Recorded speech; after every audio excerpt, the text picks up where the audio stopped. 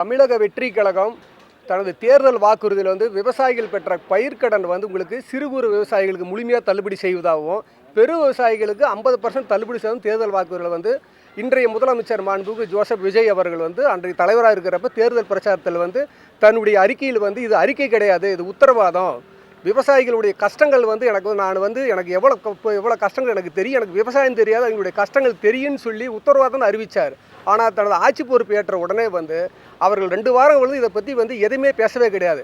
தொடர்பாக எடுத்துக்கிட்டால் உங்களுக்கு தமிழ்நாடு அரசை பொறுத்த இதற்கு முன்னாடி முன்னாள் முதலமைச்சர்கள் பொதுவாக தேர்தல் வாக்குறுதியில் பயிர்க்கடன் அறிவித்தாங்கன்னா ஆட்சி பொறுப்பை ஏற்ற உடனே முதல் கையெழுத்து விவசாயிகள் பயிர்க்கடன் கையெழுத்தாக தான் இருந்தது வரலாறு. ஆனால் இவர் 2 வாரமே அதை பற்றி கண்டுக்கவே இல்லை. எங்களுடைய தமிழ்நாடு அனைத்து விவசாய சங்கங்கள் ஒருங்கிணைப்பு குழு சார்பில் நேரில் மாண்பு தமிழக முதலமைச்சர் தலைமை செயலகத்தில் சென்று விவசாயிகளுடைய பயிர்க்கடனை தள்ளுபடி செய்யுங்க, புதிய பயிர்க்கடன்கள் கொடுத்தால் மட்டும் தான் மீண்டும் பயிரிட முடியும், விவசாயிகள் பாதிப்பில் இருக்காங்கன்னு சொல்லி பின்னாடி 1 வாரம் எனக்கு அவகாசம் கொடுங்க, நான் கொஞ்சம் நிதி சுமையில் இருக்கேன், நான் தெரிஞ்சு சொல்கிறேன்னு சொன்ன மாண்பு தமிழக முதலமைச்சர் 1 வாரத்தில் அவர் தேர்தல் அறிக்கையில் கொடுத்ததுக்கு நேர்மாறாக பயிர்க்கடன் தள்ளுபடி அறிவிச்சிருக்காரு. 50,000 ரூபா, அதுக்கு கீழே சேர்த்தி வாங்கினா 40,000 30,000 வரலாற்றிலே இந்த மாதிரி ஒரு அறிவிப்பை பார்த்தது கிடையாது. இது உத்தரவாதம் தெரிவித்த மாண்பு தமிழக முதலமைச்சர் விவசாயிகளுக்கு இவர் பண்ணது மிகப்பெரிய ஏமாற்றத்தையும் பெரிய எங்களுடைய நம்பிக்கையும் அவர் இழந்துட்டார். மிகப்பெரிய ஒரு பெரிய அதிர்ச்சியில் நாங்கள் இருக்கிறோம். மீண்டும் இன்றைக்கி புதிய வேலை இந்த ஆண்டுக்குள்ள பயிர்க்கடன் செய்ய முடியாத நிலைமையில் நாங்கள் இருக்கிறோம். மாண்பு தமிழக முதலமைச்சர் ரிசர்வ் பேங்க் ஆஃப் ரூல்ஸையும் சொல்லாதையும் மத்திய அரசுடைய காரணம் காட்டாதையும் வழியாக எங்களுக்கு என்ன வாக்குறுதி செய்த பயிர்க்கடன் தள்ளுபடி செய்யணும். தமிழ்நாட்டு அரசை பொறுத்து இன்றைக்கி நிதி சுமைங்கிறது நீ 10 லட்சம் கோடிங்கிறது தன்னுடைய வருவாய்க்கு உட்பட்டு இருக்கிறதான். அந்த கடனையும் அவர் காட்டுறது முறையானதாக இல்லை. அதே போல் ஆர்பிஐ ரூல்ஸை பொறுத்து என்னென்னா அந்தந்த மாநிலத்தை பண்ணுற அந்த அரசாணுடைய தள்ளுபடியாக இருக்கட்டும், நலத்திட்டங்களாகட்டும், அது அரசு சார்ந்தது. இதில் ஆர்பிஐ தலையிடாது. மாண்பு தமிழக முதலமைச்சர் இதை உணர்ந்து கொண்டு விவசாயிகளுக்கு கொடுத்த வாக்குறுதியை நிறைவேற்ற முன் வரணும். அதே போல் பழைய நடப்பாண்டில் கொடுத்த பயிர்க்கடனை நிறுத்தி வச்சு இந்த ஆண்டுக்கு புதிய பயிர்க்கடன் வழங்க உடனே தீவிரம் நடவடிக்கை எடுத்து தமிழ்நாட்டில் ஒரு நிதியை பெருக்கி பழைய கடனை கட்டுறது முன்வரணும்னு சொல்லி மாண்பு தமிழக முதலமைச்சருக்கு தமிழ்நாடு அனைத்து விவசாயிகள் ஆற்றுப்பாசன விவசாய சார்பில் கோரிக்கை கொடுக்குறாங்க. ஒட்டுமொத்தமாக எடுத்துக்கிட்டால் விவசாயிகளுக்கு ஒரு 12,000 கோடி தள்ளுற மாதிரி வருங்க. இதுதான் இவர் அறிவித்தது. என்ன சொல்லக்கூடியதுன்னா மாண்பு தமிழக முதலமைச்சர் அவருடைய நேரடியில் அறிவிப்பு இல்லைன்னு நாங்கள் விவசாயிகள் நினைக்கிறோம். இது போன்ற அறிவிப்பு வரலாற்றில் பார்த்துருக்க முடியாது. யாருடைய தலைமைச் செயலர் யாருடைய அரசு அதிகாரியுடைய யோசனையில் சொன்னாரோ என்னங்கிறது எங்களுக்கு ஒன்றும் புரியல. மாண்பு தமிழக முதலமைச்சர் அவர் நேரடியாக அவர் என்ன அறிக்கை கொடுத்தார், விவசாயிகள்கிட்ட என்ன வார்த்தை கொடுத்தோம், அந்த வார்த்தையை காப்பாற்றுறதுக்கு முன்னே வரணும். எங்களுக்கு உடனடியாக பயிர்க்கடனை தள்ளுபடி செஞ்சு புதிய பயிர்க்கடன் வழங்கினா மட்டும்தான் நாங்கள் மேற்கொண்டு அடுத்த வெள்ளாமை போகக்கூடிய நிலைமையில் இருக்கிறோம்.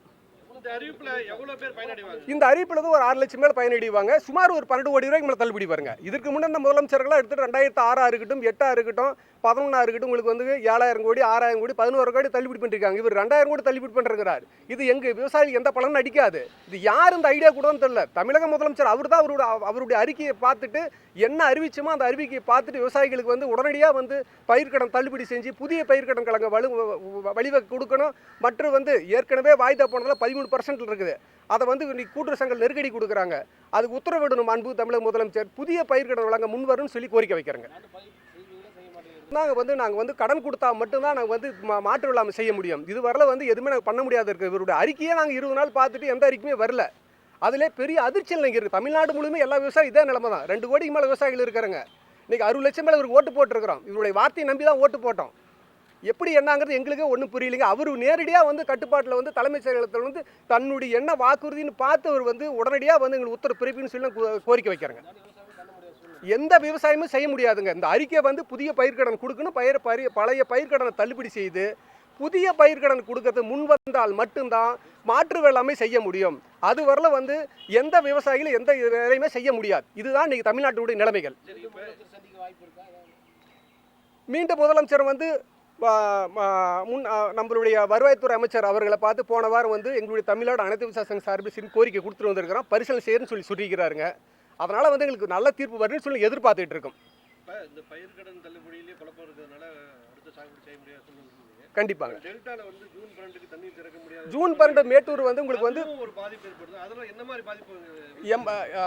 அதாவது மேட்டூர் அணையை பொறுத்து இருந்தாங்க. ஜூன் 12 டெல்டா பாசனத்துக்கு வழக்கமாக தண்ணி திறக்கிறது வழக்கம். இன்னைக்கு 80 அடி கீழே இருக்குது.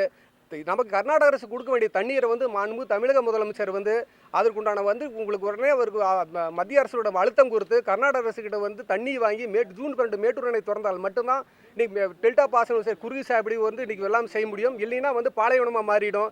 அதே போல் வந்து தமிழ்நாட்டில் இருக்கிற அனைத்து விவசாய சங்கங்களையும் அனைத்து கட்சிகளையும் கூட்டி இன்னைக்கு வந்து எங்களுடைய கருத்துக்கள் கேட்டு அடுத்த நடவடிக்கை எடுக்கிறதுக்கு அவர் முன் வரணும். அனுபவம் இல்லாத ஒரு அரசு விவசாயிகள்கிட்ட வந்து ஒரு அனுபவம் கண்டிப்பாங்க, கண்டிப்பாக ஆலோசனை பண்ணணும்னு நினைக்கிறீங்களா? விவசாயிகள்கிட்ட ஆலோசனை பண்ணணுங்க. அனைத்து கட்சிகளையும் கூட்டணும். அனைத்து விவசாய சங்க பிரதிநிதிகள் அனைத்து சங்கங்களையும் கூப்பிட்டு ஆலோசித்து அவர் ஒரு முடிவு எடுத்தால் மட்டும்தான் இதுக்கு ஒரு தீர்வு கிடைக்குங்க. ஏன்னா பயிர்க்கடன் இந்த மாதிரி வந்து வரலாறுல வந்து 50,000 40,000 20,000 5,000ங்கிறது கேட்டதே கிடையாது. இதுக்கு முன்னே என்ன அரசுகள் செஞ்சாங்களோ அந்த வழியில் கூட ஐயா கொண்டு வந்திருக்கலாம். எங்களுக்கு மிகப்பெரிய மனவேதனையில் இங்கே இருக்கிறாங்க. மாண்புமிகு தமிழக முதலமைச்சர் வந்து தீவிரமாக எங்களுக்கு மீண்டும் மாற்று பயிர்க்கடன் கொடுத்தால் மட்டும்தான் நாங்கள் விவசாயம் செய்ய முடியுங்க. ஒரு சில சங்கங்கள் வந்து போராட்டங்கள் அறிவிச்சிருக்காங்க. நம்ம சங்கமும் விரைவில் அறிவிப்போம். இந்த ஒரு வாரம் பிரச்சனைகள் வந்து நிறைய நடந்துட்டு இருக்குது விவசாயிகளுக்கு தொடர்ந்து. இதில் வச்சுட்டு வராங்க. இன்னைக்கு டி.கே. சிவகுமார் வந்து முதல்வராக வர பதவி இருக்கிறார். அவருக்கு தொடர்ந்து வந்து அதை மேகதாது அணை கட்டுறதுக்கு வலியுறுத்திட்டு வரவர். இப்போ அவர் முதல்வர் ஆகிறது, நம்ம முதல்வர் என்ன சொல்லணும்னு நினைக்கிறீங்க? டி.கே. சிவகுமார் வந்து கர்நாடக துணை முதலமைச்சராக இன்னைக்கு முதலமைச்சராக பதவி ஏற்றுக்காருங்க. அவர் இதுக்குன்னே வந்து ஏற்கனவே வந்து நான் அணையை கட்டும் தொடர்ந்து வலியுறுத்திட்டு இருக்காரு. அதே போல் வந்து இன்னைக்கு வந்து காவிரி கீழ்ப்படியினுடைய பாசனங்கள் இருக்கிற நம்ம தமிழகமாக இருக்கட்டும், கேரளாவாகட்டும், பாண்டிச்சேரி இருக்கட்டும், இதனுடைய அனுமதி இல்லாத வந்து ஒரு கல் கூட எடுத்து வைக்க முடியாதுன்னு சொல்லி பல தடவை உச்சநீதிமன்றம் தீர்ப்பு கொடுத்துருக்கு. அந்த உச்சநீதிமன்றம் சொன்ன தீர்ப்பையும் மீறி வந்து அவர் வந்து அந்த வார்த்தையை விடுறாரு, கட்டத்துக்கு முயற்சிக்கிறாரு. தமிழக முதலமைச்சர் வந்து உடனடியாக அனைத்து கட்சி, அதுதான் தீர்வுங்க, அனைத்து கட்சியும் அனைத்து விவசாய சங்கங்களையும் கூப்பிட்டு உடனே எங்களுடைய கருத்துக்கள் ஆலோசனை பண்ணி தீவிர நடவடிக்கை எடுக்கிறதுக்கு முன் வரணும்.